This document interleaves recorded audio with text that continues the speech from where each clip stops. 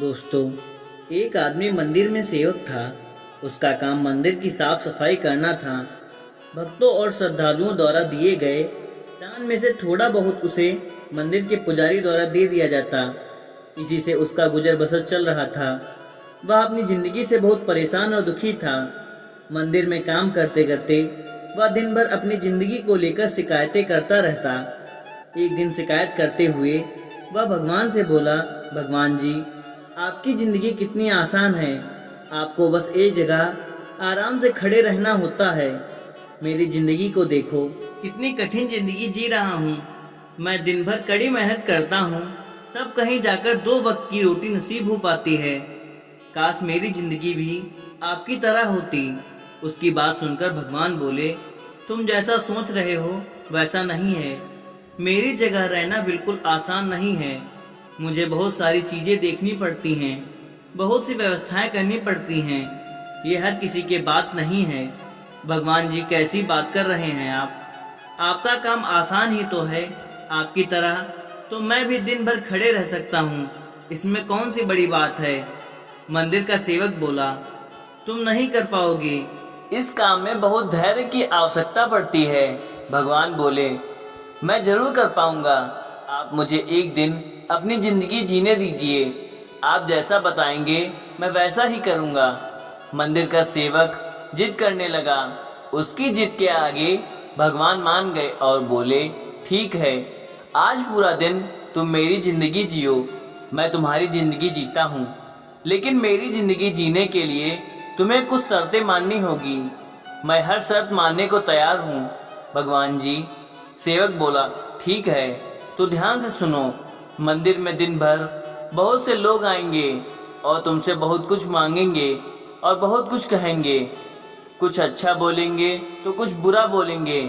तुम्हें हर किसी की बात चुपचाप एक जगह मूर्ति की तरह खड़े होकर धैर्य के साथ सुननी है और उन पर कोई प्रतिक्रिया नहीं देनी है।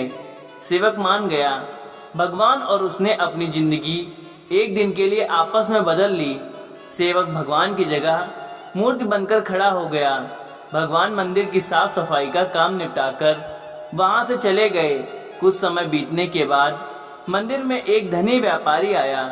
भगवान से प्रार्थना करते हुए वह बोला, भगवान जी, मैं एक नई फैक्ट्री डाल रहा हूँ। मुझे आशीर्वाद दीजिए कि यह फैक्ट्री अच्छी तरह चले और मैं इससे अच्छा मुनाफा कमाऊं। प्रार्थना करने के बाद वह प्रणाम करने के लिए नीचे झुका तो उसका बटुआ गिर गया। जब वह वहां से जाने लगा तो भगवान की जगह खड़े मंदिर के सेवक का मन हुआ कि उसे बता दें कि उसका बटुआ गिर गया है, लेकिन शर्त के अनुसार उसे चुप रहना था। इसलिए वह कुछ नहीं बोला और खामोश खड़ा रहा। और उसके तुरंत बाद ही एक गरीब आदमी वहां आया और वो भगवान से बोला, भगवान जी, बहुत गरीबी में जीवन काट रहा हूँ। परिवार का पेट पालना है, माँ की दवाई की व्यवस्था करनी है। समझ नहीं पा रहा हूँ कितना सब कैसे करूँ। आज देखो, मेरे पास बस 1 रुपया है। इससे मैं क्या कर पाऊंगा? आप भी कुछ चमत्कार करो और मेरे लिए धन की व्यवस्था कर दो।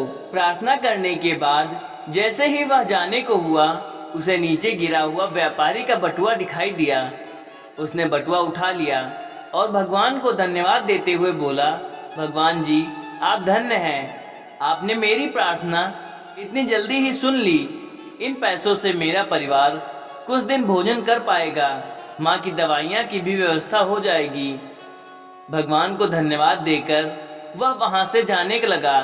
तब भगवान बने मंदिर के सेवक का मन हुआ कि उसे बता दे कि वह बटुआ तो व्यापारी का है, उसे मैंने नहीं दिया है।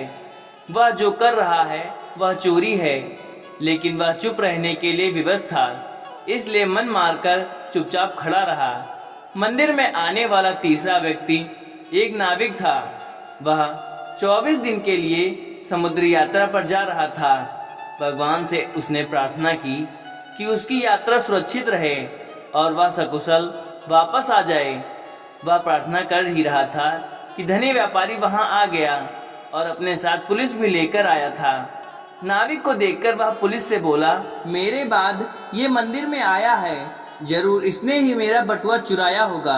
आप इसे गिरफ्तार कर लीजिए। पुलिस नाविक को पकड़कर ले जाने वाली थी कि भगवान बने आदमी को अपने सामने होता हुआ ये अन्याय सहन नहीं हुआ। शर्त अनुसार उसे चुप रहना था, लेकिन उसे लगा कि बहुत गलत हो चुका है। यदि अब मैं चुप रहा तो एक बेकसूर आदमी को व्यर्थ में ही सजा भुगतनी पड़ेगी। उसने अपनी चुप्पी तोड़ते हुए कहा, आप गलत व्यक्ति को पकड़कर ले जा रहे हैं। ये बटुआ इस नाविक ने नहीं लिया, बल्कि इससे पहले आए गरीब व्यक्ति ने चुराया है। मैं भगवान हूँ और मैंने सब देखा है। पुलिस भगवान की बातें कैसे नहीं मानती। उनकी बात मानकर उन्होंने नाविक को छोड़ दिया और उस गरीब आदमी को पकड़ लिया जिसने बटुआ लिया था।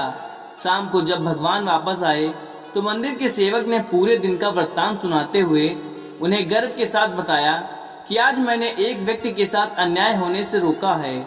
देखिए, आपकी जिंदगी जीकर आज मैंने कितना अच्छा काम किया है। उसकी बात सुनकर भगवान बोले, ये तुमने क्या किया?